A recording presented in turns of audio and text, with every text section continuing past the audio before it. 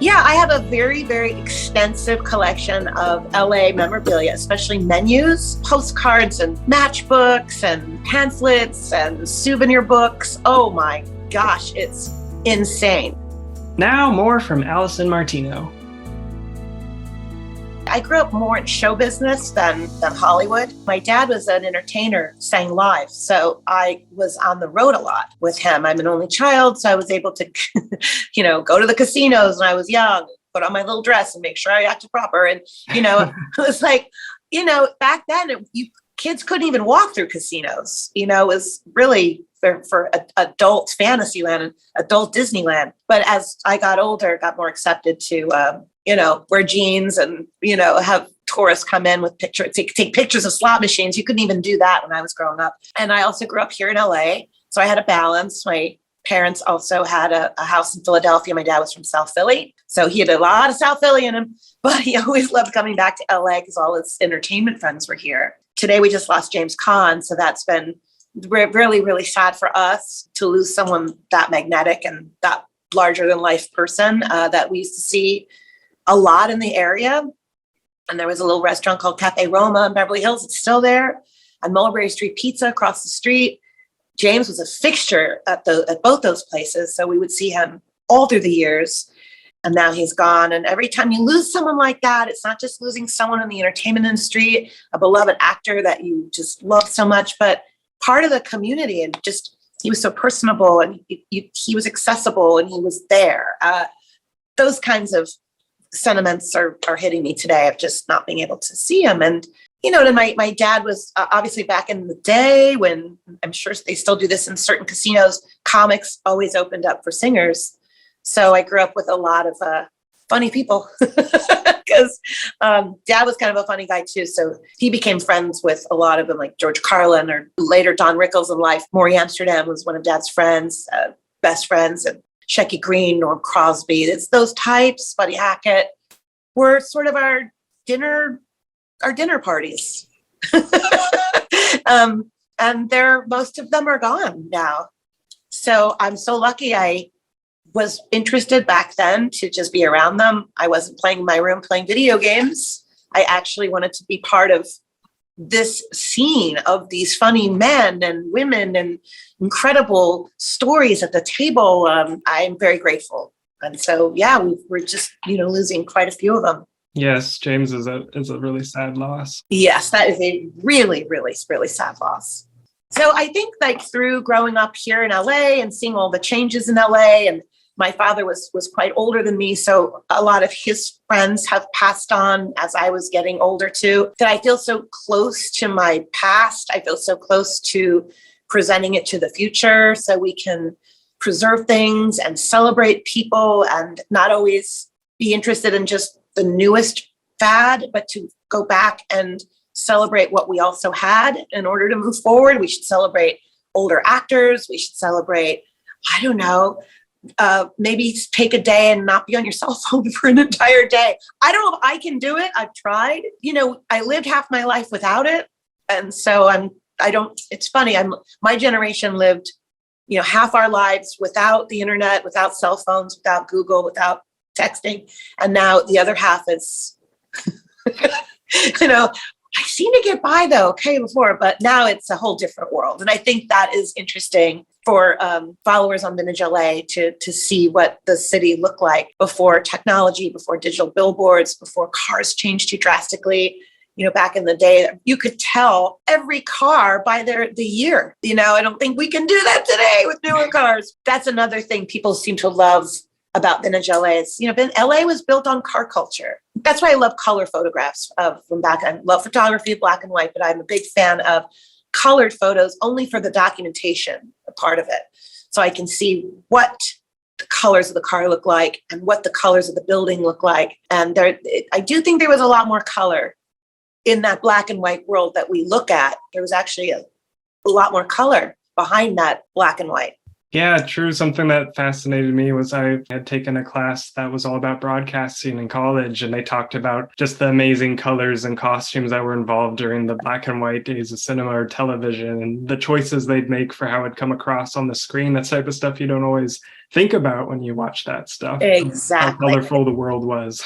Right. I mean, we think about how what film looked like back then and wasn't as sharp or clear today. So we don't even know sometimes even what the textures were. Mm-hmm. You know, that's why sometimes when they like the Godfather's 50th anniversary was this year, and there's been a beautiful remaster print of that I saw at the Academy, and I was seeing, because I've seen the movie about 100 times, but to be able to see so close into the clothing and to be able to see like, oh my God, that's corduroy. I never knew it didn't appear like that because it was much darker print.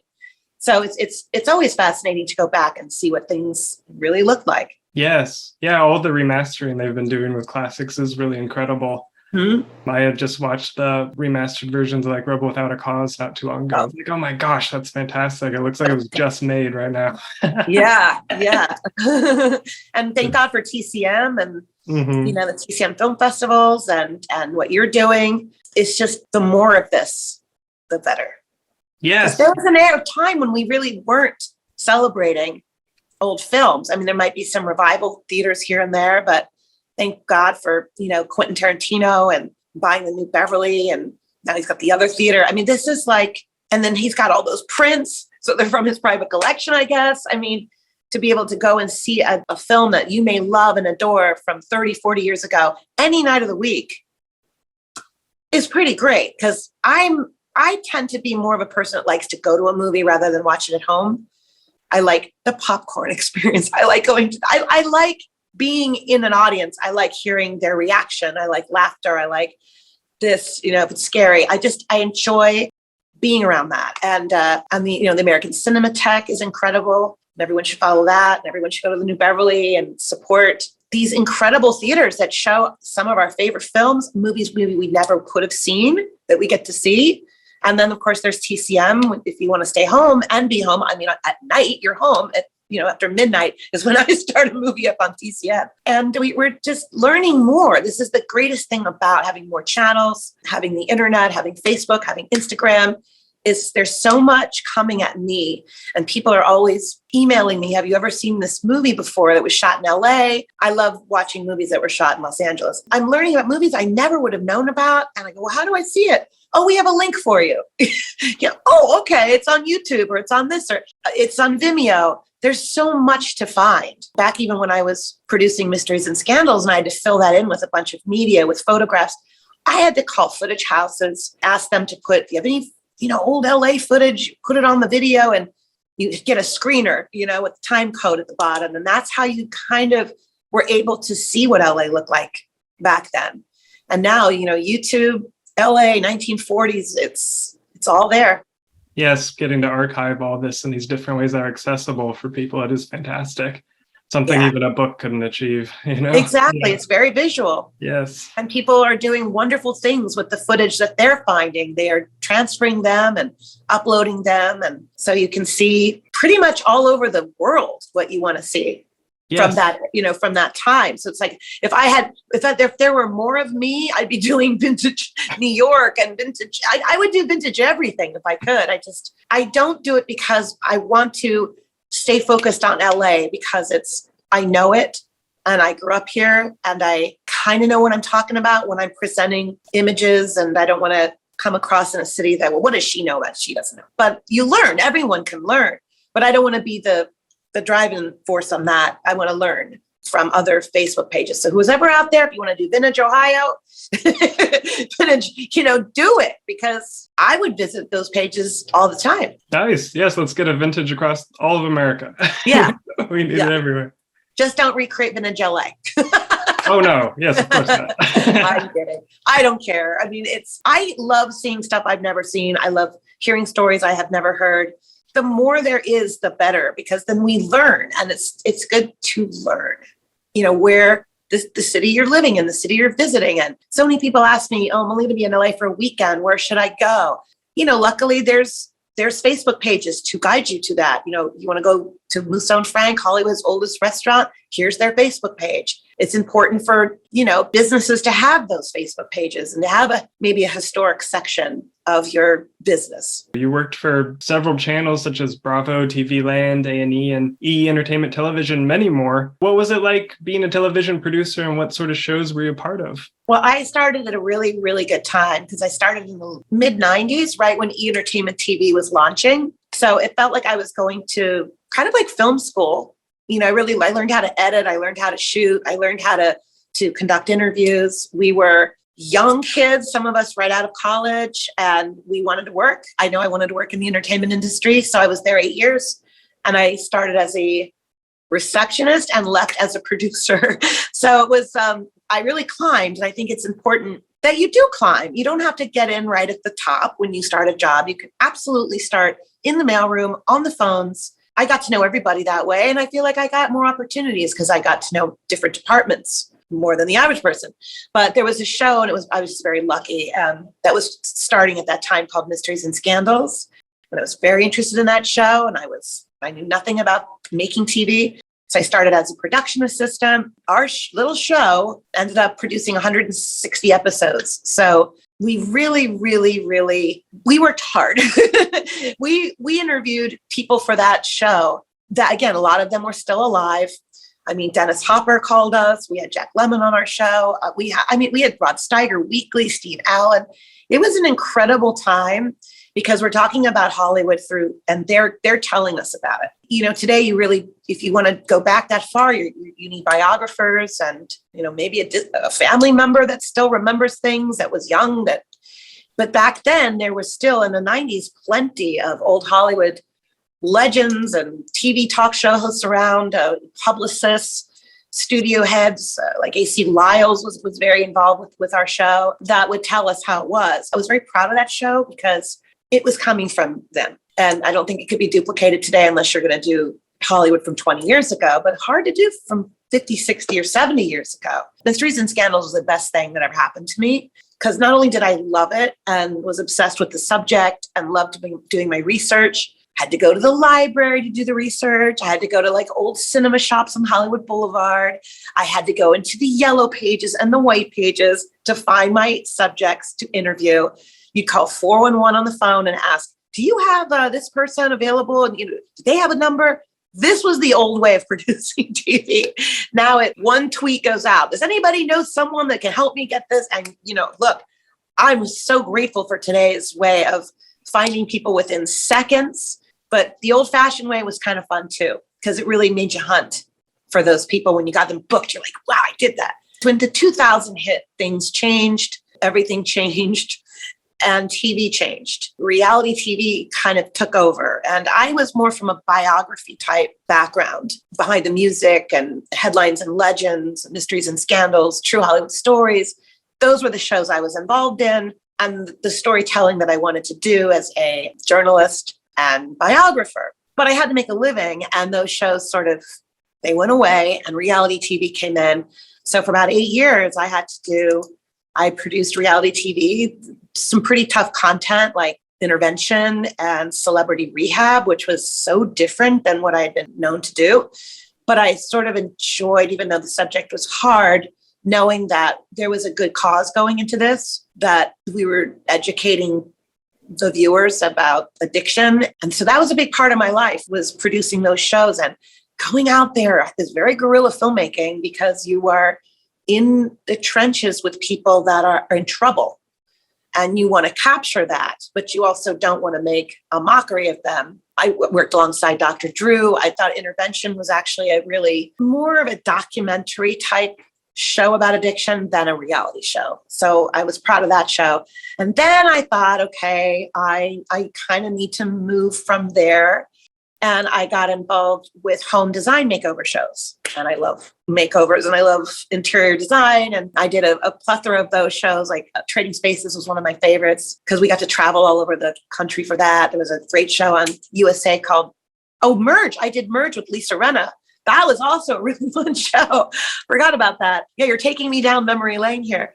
And then I got to learn a lot about carpentry and furniture and the reveal. Everything is about the reveal at the very end. That was a great show to do. And then I just needed a break because those shows take up a lot of your time, sometimes 17 to 18 hours a day, several times, no break at all. And I was going to take a position on Big Brother, and my agent got me the job, and I went through 2 or 3 interviews. And when they told me that I might be sleeping under my desk, I was driving home from that interview after I accepted it and realized by the time I pulled into my driveway, I wasn't going to take it because I just needed some time to just decompress. And that's when I started Vintage LA. That was my breather.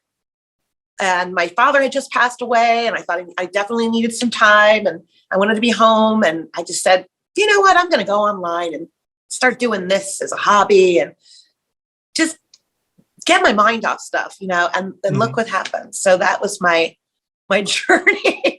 And now, I'm on Spectrum News, and I'm now on the other side of the camera, and I'm reporting segments about the history of LA. So that's been also an organic magic situation. Well, we just went full circle there. We did. Now I'm going to sleep. I'm tired. Wow. Yes, you're reliving your whole life. Because I know you enjoy collecting memorabilia. You talked a little bit about that. And specifically, one of your main things is restaurant memorabilia from around the area. Could you tell us a little bit about some of your favorite pieces or what you've been collecting? Yes, you should come and see it. I would love to. we should do a part 2 where you take your camera around and I'll show you everything. I'm serious. It's very fun to see. Okay. I have a very, very extensive collection of LA memorabilia, especially menus and all types of paper stuff, postcards and matchbooks and pamphlets and souvenir books. Oh my gosh, it's insane. And collecting since I was about 17 or 18, going to flea markets, invading my parents' friends' houses, also always asking them, do you have any matchbooks in your bar area? Or do you have any old menus? And my parents like, so strange, but their friends kind of thought it was interesting.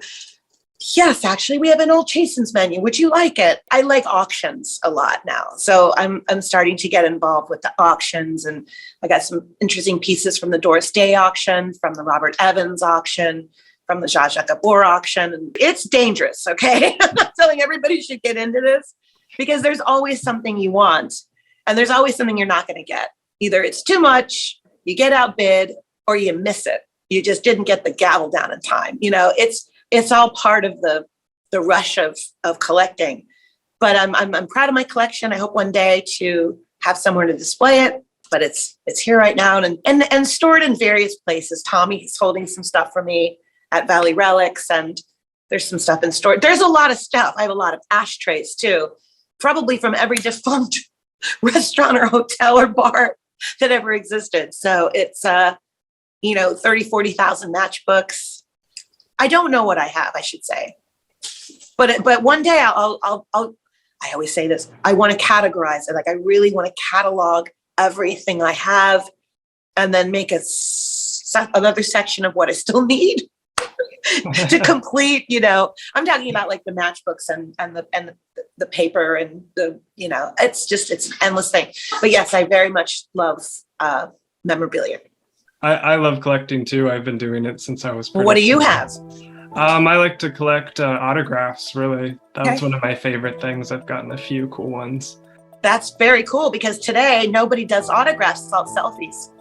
And I know. It's really too bad because I think at the end of the day, I like to hold something. I like to have something that somebody touched, that somebody, I kind of regretted not doing more autographs. I never asked for autographs. Just like, I was a little intimidated to do that as a kid. I think I got Barbara Eden's, once, and I'm so glad I did that. But I think today it's really cool to have that, but it's all selfies today. I always go for the their autograph. Souvenir, I guess, when they meet someone. Well, cool. I'd love to see your collection one day. Yeah, anytime. That's awesome. Well, hey, thank you so much for sharing your stories with us today. You've lived such an amazing life and done so much for the community. It's really incredible. So I really appreciate getting to talk to you about it all. Thank you. Thank you for having me. This was so much fun. It was like the fastest hour that ever went by. Oh, great. I'm glad to hear that. Sometimes they don't feel like that. So thank you. Oh, you're very welcome. I'm glad to hear that. Well, hey, the festival is September 8th through the 11th in Burbank. If you'd like to come by, I'd love to see you there. Great. Well, please, I will definitely be there. Okay, great. I'll send you a link when it gets closer. Do it. To learn more about Alison Martino and her work and the history of Los Angeles, go to AlisonMartino.com and follow her on Instagram, Twitter, and Facebook. Thank you for watching the Burbank International Film Festival's Real Conversations. Please make sure to like this video and subscribe to our channel, and also follow us on Instagram, Twitter, and TikTok. And learn everything you need to know about the festival at burbankfilmfest.org. See you next time.